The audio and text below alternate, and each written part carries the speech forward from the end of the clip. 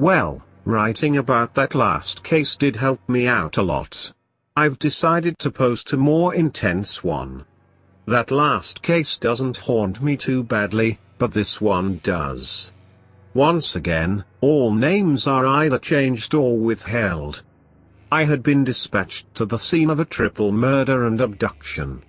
Both the front and the back door had been broken down, so there were likely multiple assailants. Or one assailant trying to make us think that. The crime likely occurred in the last few days but had been discovered earlier in the day. I operated in a pretty isolated area of the country, so neighbors could be far away. It's not surprising it took a few days. I drove to the scene with my partner, Ben, not his real name. The place was already swarming with police when we arrived. Yellow crime scene tape surrounded the house. Many of the police looked horribly shaken up. As I parked the car, I realized I had been at this house a couple of months ago. There had been a rush of livestock and pet killings in the last 2 or so years, along with consists about prowlers. For those who don't know, that's basically a fancy way of saying a trespasser. With my memory jogged, I remembered that this was the home of the Johnston family. They were a family of 4, with a teenage daughter and younger son. "Hope you guys have strong stomachs," one of the detectives said grimly as I approached the doorway. Now, I've seen things as a cop. I've seen murder scenes. I've seen bodies crushed in fatal crashes. I've seen suicides. I've seen overdoses. Nothing I had seen, not even the previous case I told you guys about, could prepare me for this. There were 2 dead bodies in view as soon as I entered. The father, Mr. Johnston, was the lucky one. He had been killed with a shotgun blast to the head. Blood and brain matter caked the floor around him. It was a revolting sight, but I could handle that. The other 2 bodies were more distressing. The daughter looked as if she had been mauled by an animal. Her face had been torn to ribbons by what must have been clawing. Her left arm was torn off and her throat had been torn out. Blood was everywhere around her body. "Jesus," I said. But there was still one more body in the bedroom. The bedroom door had been destroyed, so Mrs. Johnston must have tried to barricade herself in the bedroom but to no avail. She had suffered the worst fate of the 3. There was a massive hole in each of her shoulders as if massive claws had impaled them and held her down. Her face and throat had also been shredded. In fact, she had nearly been decapitated. But that wasn't the worst part. There was horrible bruising and evidence of trauma around the nether regions. Don't make me elaborate on that, please. She had been violated. There were a few large, coarse red hairs on the floor in the bedroom. None of the Johnstons were redheads, so this was considered an important clue. The son was nowhere to be found. At least there was a chance he was still alive. Someone, or something, this malevolent probably wouldn't be very merciful though. We were all confounded. The Johnston family had no known enemies. But this kind of cases is why my profession exists. It immediately became the top priority to locate the missing child, and bring the killer, to justice. We collected as much evidence as possible and looked at facts of the past to build a case. The forensic testing confused us more than it helped us. The hairs I mentioned, as well as semen samples, you know where that is from, please don't make me repeat it, were not human. Instead, they belonged to some kind of unidentified wolf species. At least, they matched canine DNA most closely. This had to be an error, but repeated testing affirmed it. This baffled and disgusted us all, and we did not make it public. The other facet I looked at was recent events in our area. As I said, there had been a lot of pets and livestock killed by a wild animal of some sort in the last couple of years. But there was also a similar murder. A young couple had been attacked at a secluded lover's lane. The woman had been lucky enough to escape, but her lover wasn't. A rustling in the woods had prompted the man to get out of the car and investigate. Believe it or not, I've noticed people have a tendency to leave the safety of their car when threatened, despite the protests of the woman. Shortly after he crossed the tree line, something pounced on him. In her fear, she drove away, leaving him. The man's remains were found a few days later. The maulings we encountered at the recent crime brought back memories of that case, but it was of little help. I also mentioned that there had been a previous incident at the Johnston house. About a month before the murders, the Johnston boy had been staring out of his window one night, when he was supposed to be asleep. He saw something. A large red-haired beast crouched down over something. The thing noticed the boy watching, and proceeded to stand up on two legs. It pointed at him with one of its arms, front legs. Before making a SHHH with the same limb. It then dragged its massive paw across its throat, making that universally recognized sign of death. At that point, the boy screamed. He told his parents what he saw, but the thing was gone. As is expected, they assumed it was simply a nightmare. That explanation got harder to defend the next day when the Johnstons found their dog mutilated in the backyard. It was in the same area that the boy claimed to have seen the creature. Faced with this, the parents concluded it was probably a bear or other large animal. Police did get a report about this, but there wasn't much to do. We just added to the list of the animal killings. But the boy continued to insist on what he saw that night, telling his classmates about it in school. I know this because one of the other officers had a son in the same class, and he told us about the story. Was it possible someone or something had to silence the boy because of what he witnessed? Unfortunately, we had no solid leads or suspects. Although the case facts we had were intriguing and strange, we had more questions than when we started the investigation. Over a year passed, and we had not located the missing boy. With no human DNA or suspects, it became a cold case. But 2 years after the killings, we got a break. A man had pawned an item taken from the Johnston house. You'd better believe we swarmed on this. Soon, we had a person of interest, a man named David Kimber. We didn't know for sure that he was our guy, so we had to be careful with this lead. Ben and I did set out to talk to him. We went to his house in the day, not wanting to deal with this possibly dangerous individual at night. David Kimber was a very large man, probably about 6 feet 5 inches and very muscular, with fire red hair. I immediately hoped he couldn't resist, as I doubted that my partner and I could handle him. He was surprised to see us but was amicable enough.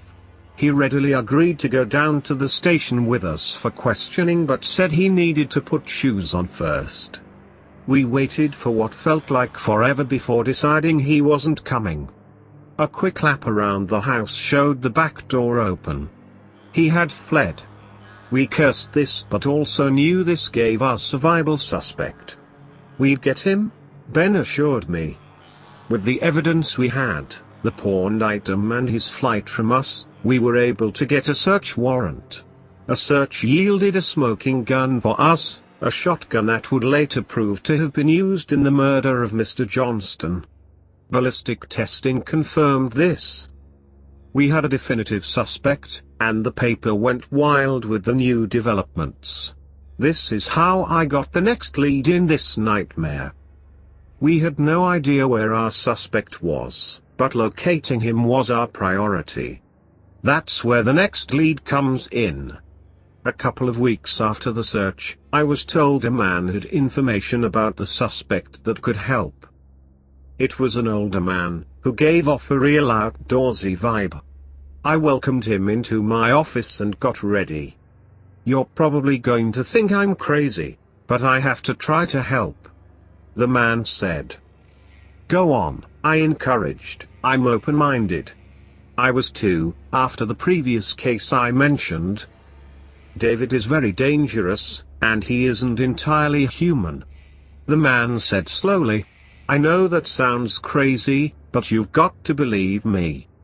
I just indicated for him to continue.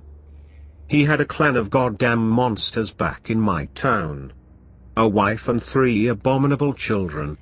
His wife and eldest son were human, but the other 2 kids were like him. Those bastards killed a couple dozen people in less than a year," the man said. It was clear he was getting angry remembering it. I just remained neutral. I and a few other townsfolk found their hideout. That house was a channel house when we finished. We put an end to his wife and bastard children. But David got away. The man spat. "Thank you. There are certainly some anomalies here that give credence to your story. But do you have any leads to follow up on for getting him?" I asked. He thought a little bit before responding to my question. "You could try going to his hometown, redacted. His father lives out there. He's not a bad man," the man replied. I told a sanitized version of this to my superiors, and they agreed it couldn't hurt to talk to Kimber's family. I set out with Ben to investigate this lead, and during this time I confided in him the possibility of something supernatural. Given some facts in the case, he reluctantly kept an open mind. To my surprise, Kimber's father was more than willing to cooperate and let us in immediately. "Mr. Kimber," I said as gently as I could, "we need to talk to you about your son, David." At that, he broke down crying. "I know he's not right. It's not him anymore. He has been completely purged of his humanity. And it's my fault." The older Kimber bemoaned. "I'm guessing you know his nature then?" Ben asked. Mr. Kimber nodded, regaining his composure. "There are men who shift their shape and change their skin in some conditions," he continued. Werewolf?" I hesitantly asked. "Close," he replied. "Not all of the Hollywood mythos is true. Yes, this condition exists. But it is not exclusive to the full moon. At first, it is. But not with maturity. With this condition, your body is at war. Your humanity versus your feral side. With David, the feral side won," he said sadly, before resuming. "Once you mature, the transformation changes. One can change form at will, and revert at will too. You can also prevent yourself from turning during a full moon. You only change if you wish. You also retain your sentience in beast form. You can understand language, think as clearly, use hand signals, etc. If humanity wins the war, you'll live a normal life. But should the feral side win, you will have an evil being. An immature skin changer will be like a wild animal. But a feral, mature one is a sentient being with a human cunning that kills for joy, capable of vile acts such as torture and rape while in beast form. A much greater threat. And David is that? I asked cautiously. Yes, and it's my fault. I was so concerned about concealing my condition from others that I never considered the possibility that it is hereditary. Years ago, I was bitten by a beast while hunting. When I shot it and killed it, a person lay in its place. After that, my struggle began. Every full moon, I pretended to go hunting, but really chained myself in the woods. It worked because one night I fought off the transformation. I'm a rarity. Most die from the bite or get killed in the immature phase. Others end their own lives in despair. Most of us die before the age of 30. I'm almost 70, probably one of the oldest of my kind to ever live. What happened to David? Ben asked. He inherited the condition, he sighed. David didn't know I had it and tried to hide it. With no mentor, the feral side won. He transformed involuntarily and killed 2 friends on a camping trip when he was a teen. Officially, the story is that an animal attacked the camp and only David escaped. Anyway, once you taste flesh in the immature phase, humanity has virtually no chance of winning the fight. He changed. He became a monster and ran away. He's wreaked havoc ever since. Mr. Kimber said sadly. I know this is difficult, but do you know where he is? I asked. Yes. He is in the woods hunting right now. Behind this house. I can't kill my own son, but I cannot excuse everything he has done and will do. Do what you must do, he said solemnly. After more talking, Mr. Kimber agreed to aid us in tracking him. He changed forms to do so, saying he would have a better smell. The transformation was quite a sight. In beast form, his hair was white and several of his teeth were missing, just like his human form. The transformed man waved a massive arm forward as a signal to follow. He led us into the woods until we heard a crunching sound. Ahead, in the clearing, was a massive beast eating the body of a slain deer. This one was bigger than the old man and had red hair. No doubt it was David. It roared loudly before running at us. I was frozen and wide-eyed at the charging behemoth. Luckily, the elder Kimber wasn't. The white-haired beast intercepted the red one. Ben and I took the chance to get a few feet apart and draw our guns. The clash between father and son was short. The elderly Kimber was smaller and older, and fought defensively, not wanting to kill his son. David had no such reservations.